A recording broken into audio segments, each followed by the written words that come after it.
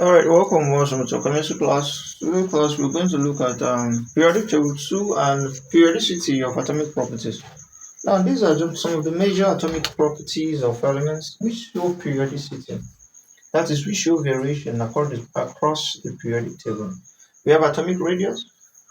Okay, you have an atom like this.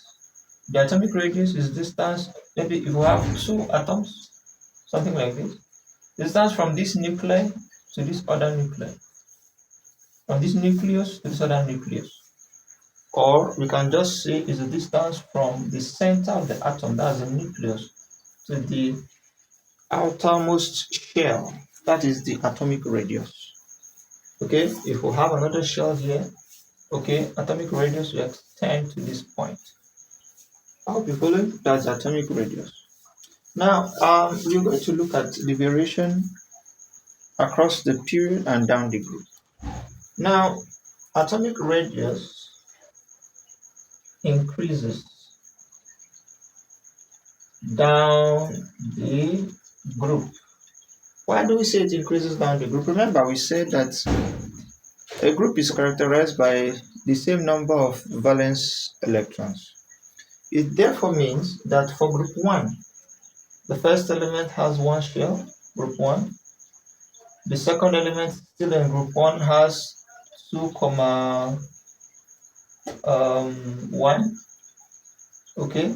The third, okay, now has 2, 8, 1. Discover that as we go down, the atomic radius keep increasing. It keeps increasing. Okay. But now if you look at the period, we say the period has the same number of electron shells, but different number of valence electrons. In period 2, for instance, okay, as we move from left to right, here we have 2, let's say from period 2, 2, 1. Okay. We have 2, 2.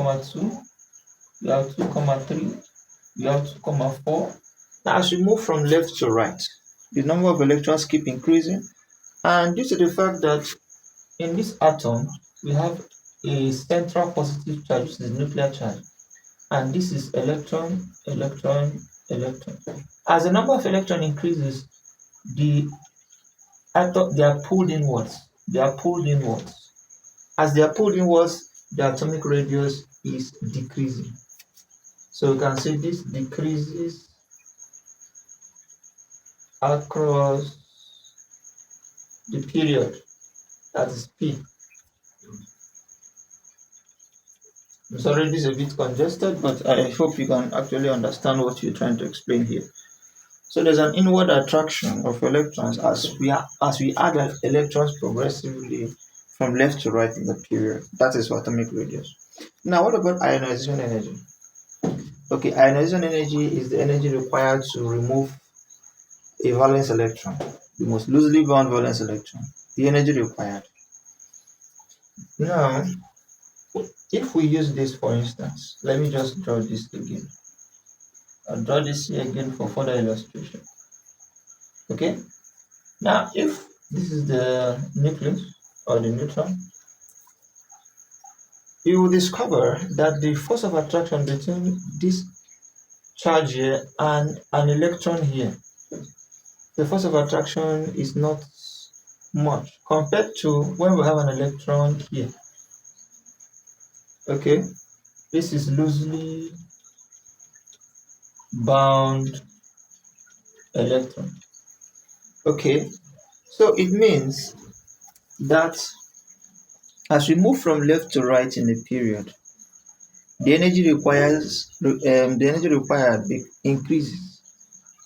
Okay, it will be more difficult because we have the same valence shell. We have the same shell of electrons, just that we are adding.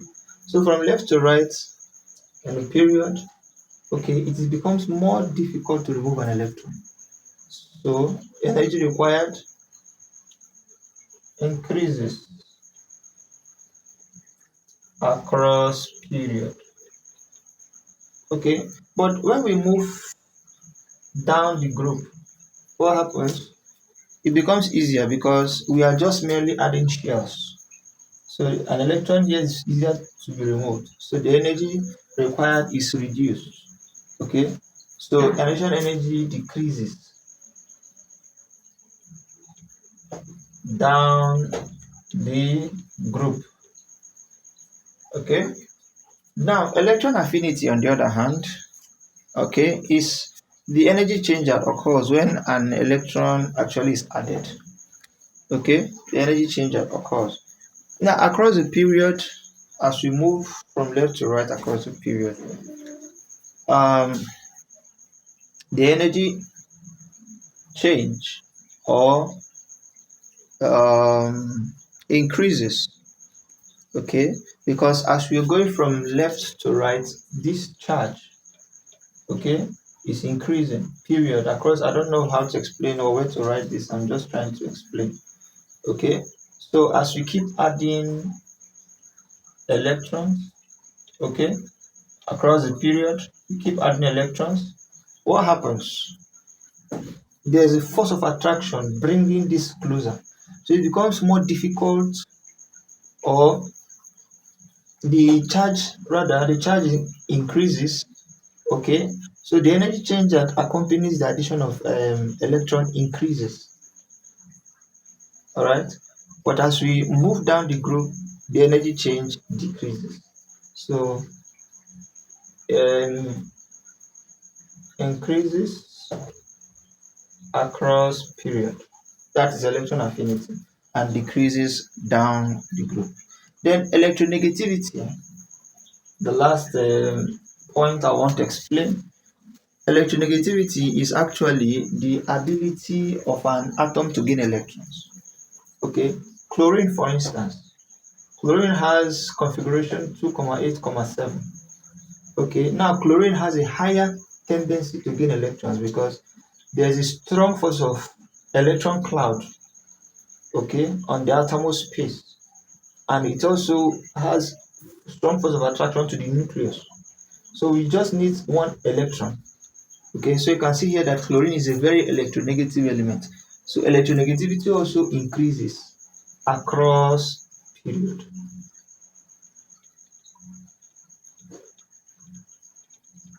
Okay, you can see that chlorine is in period 3. So it is actually the last element before noble gases on period 3. So its electronegativity value is actually highest. It belongs to the halogen family, which have the highest electronegativity value. If this increases down the group, it decreases. If it increases across the period, it decreases down the group. Okay, we also have electropositivity actually, which decreases across the period and increases down the group. I hope you have gotten the idea of all these properties and also understood, okay, periodic table concepts and some other explanations I've put forward. Thank you for watching.